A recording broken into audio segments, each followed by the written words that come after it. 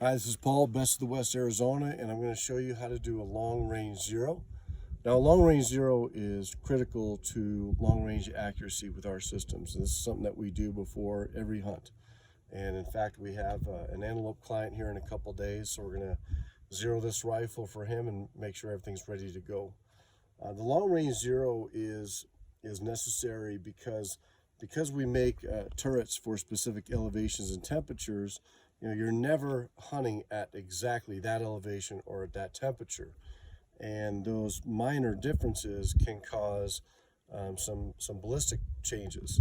So we're going to compensate for those differences by doing a long range zero, and today we're going to do it at 500 yards. That's our preferred distance for a long range zero. The reason we like 500 yards is because it's right in the middle of our bullet arc. From 0 to say 1,000 yards, 500 is right in the middle. And when we zero at that distance, we can be confident from 0 to 5 and 500 to 1,000 yards that we're going to hit exactly where we're aiming. So we just put a new turret on this rifle. We're using our Mountain Hunter mounted with a Huskemaw 5-20 tactical. We just took our 3,000 foot turret off of there, put an 8,000 foot turret on here.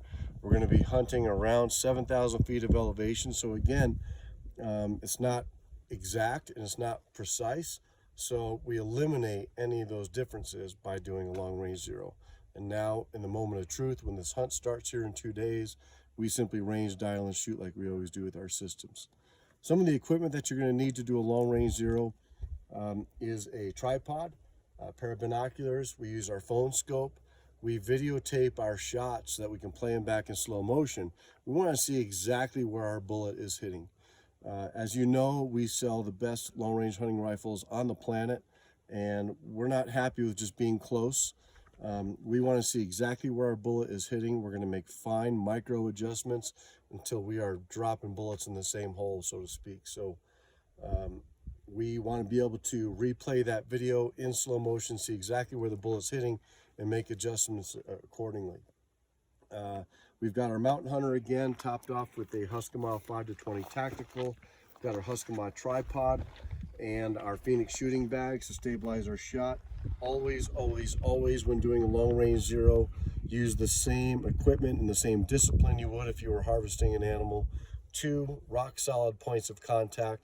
Again, the changes and the adjustments we're potentially going to make here today are critical to our success on this hunt. So we want to make sure that we're getting good information and we're making good shots. So make sure you're taking the time to use good equipment.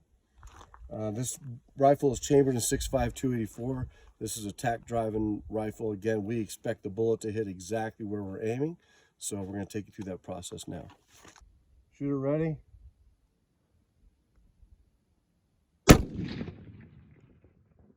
All right, so we just made our first shot, and turns out we were actually dead on. Again, we're doing a 500 yard zero. I'm aiming at a rock out here. It's got some characteristics on it, large enough so I can see where I'm hitting. But if you look here, our shot is dead on. I'm aiming for that little blemish right there in the rock, and that's what I hit. So I'm going to shoot one more time and just confirm. But that's exactly where we're hitting. So it looks like there won't be any adjustments necessary.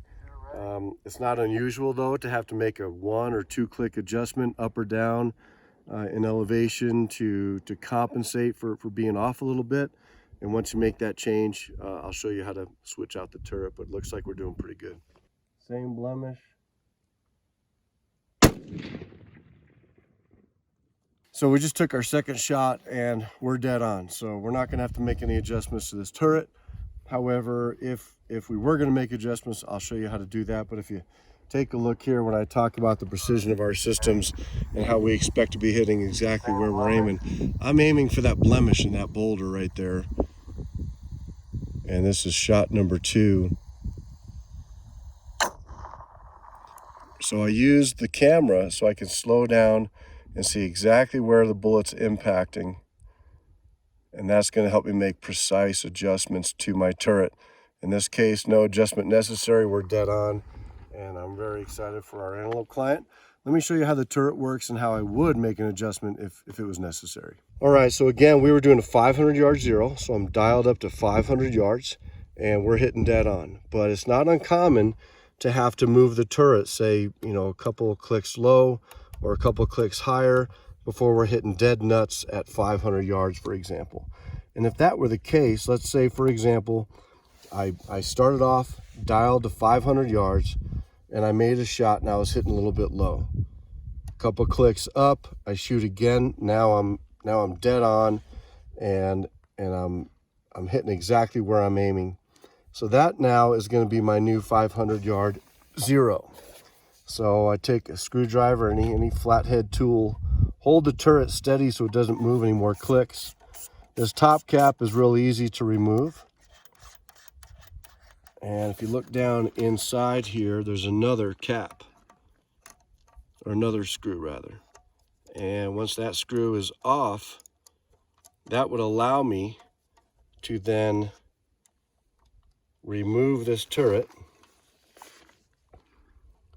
remove the turret, and place it directly now on the 5. So now we've just re-zeroed this turret based on a 500 yard long range zero. And now when you go on your hunt, in our case 2 days from now, we can be assured that we're going to be hitting dead nuts from 0 to 1,000 yards, and no ballistic calculators, no counting clicks in the moment of truth, no laminated cards taped to our stock. Range, dial, and shoot. It's that fast, it's that easy, and it's extremely accurate. That's the Huskemaw advantage, and that's the advantage of these Best of the West long-range systems, the best hunting rifles on the planet. Again, I'm Paul with Best of the West, Arizona, and that was a long-range zero.